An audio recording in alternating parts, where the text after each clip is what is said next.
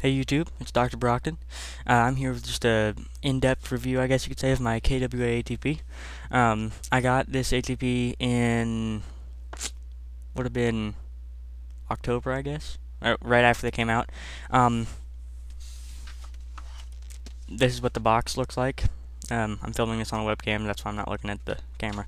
But yeah, box, as shiny, says KWA. This is what the box came looking like, except this this KWA tag was actually on the ATP, not in the box.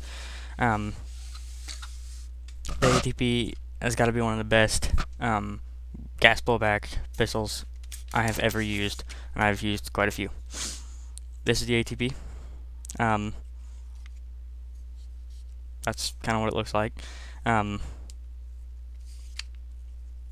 Without the orange cap on the end there, it does look very, very similar in terms of an outline to a G17. I really wished for that reason that they had just kind of painted the slide instead of put this stupid flash hider on here. These are 15mm negative threads, which means you have to buy an adapter to put anything else on it. So if you have a 14mm counterclockwise silencer, sound amplifier, other flash hider, doesn't matter, it won't fit. You have to buy an adapter, and as far as I can tell, I can't find one. This is actually glued inside the barrel. I don't know if KWA knows this problem. If they're listening, this is just a heads up to you guys. The flash hider was not attached when I got it, and that's the way all the ATPs I have seen so far have come. I guess the glue that holds them in just didn't hold. I actually ended up taking some super glue and gluing it in there because all the fields that I play out require an orange tip. If not for that, I would have just sprayed the end of the barrel to comply with federal law and not worried about the rest of that. Sorry, the ATP is off the camera. This is a fantastic gas blowback. Works great, very accurate. This is built for .25s.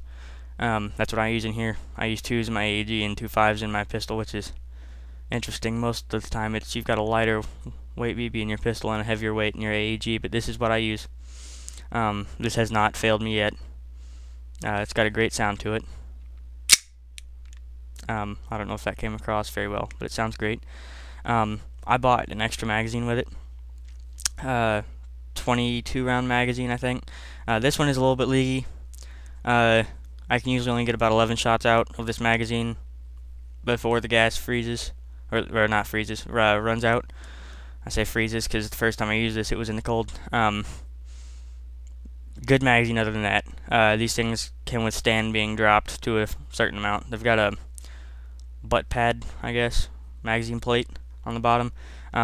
That's actually where the gas goes. There's a little tab right here that you pull down and push forwards on that butt plate, and I don't know if you guys can see it, but the mag reservoir, or gosh, I cannot talk today. Gas reservoir is right there. Most gas nozzles are not long enough to fit through this hole already in the mag plate here. I know you guys can't see that because I can't. But you can see the magazine gas feeding port through that hole. You just can't fill it from there. Which brings me to another point. I a lot of times forget to do this. This is a double stack magazine.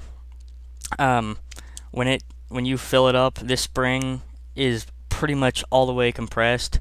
There's not a thing. There's not a space left between any of these BBs usually. And I usually forget to fill up the gas before I load the magazine, which means it takes a lot of force to pull down on this little tab because the spring runs up right against that tab. So try and fill your gas up before you load the magazine, then just be careful not to hit this magazine release, the gas release. Like I said, I bought 2 of these. The thing I like about these particular gas blowback magazines, they have the witnessing holes on the back.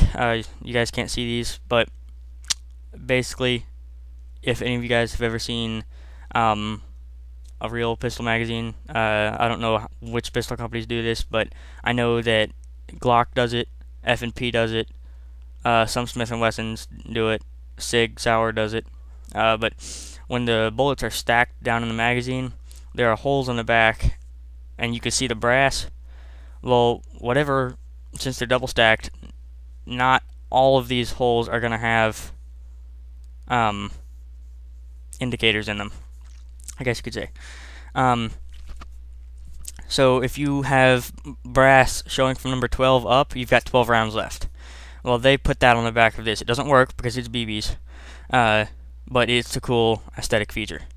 Just kind of getting back into the ATP itself. It's got a nice hefty weight to it, probably 2 pounds, I guess, maybe. Not very much, but it feels great. It's very balanced. I have a Serpa holster, which I'll show you that in a minute. Just feels great. This came with interchangeable back straps. This is a fat back strap that I'm holding here. I've got the skinny one on my ATP. I just like the skinny one better because when I'm drawing out of my Serpa holster or a drop leg holster, I can just get that firing grip way faster. If this field strips very much like a real Glock, you've got, I don't know if you guys, yeah, you can see that. You've got this little tab right in here, and when you pull that down, you pull the slide back, pull those down, and the slide comes off. Well, I've got 2 lights here. I'm trying to figure out which one's better.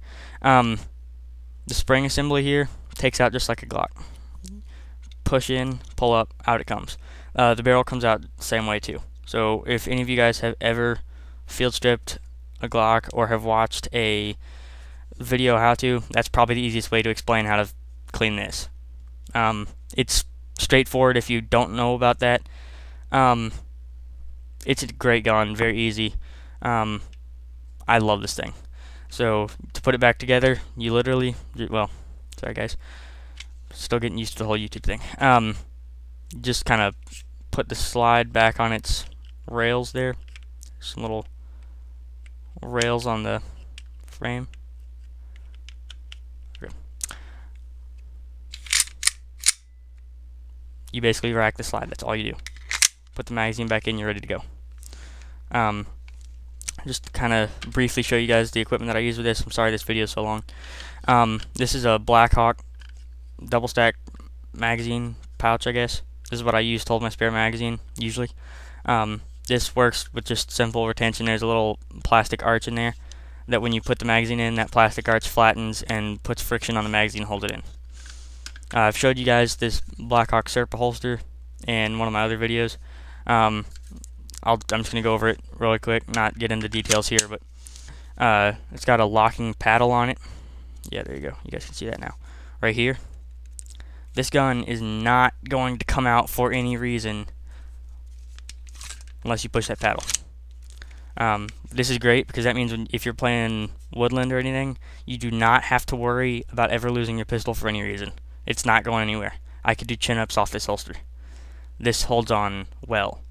It holds on with a paddle system, which means that this larger band, I guess, goes inside your waistband, and the smaller one stays on the outside and hooks under a belt, which means it's not going anywhere either. It fastens on there and stays there. The only problem is it's very difficult to get off your belt.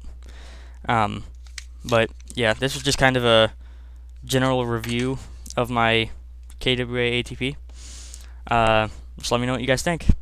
Rate, comment, subscribe. Thanks.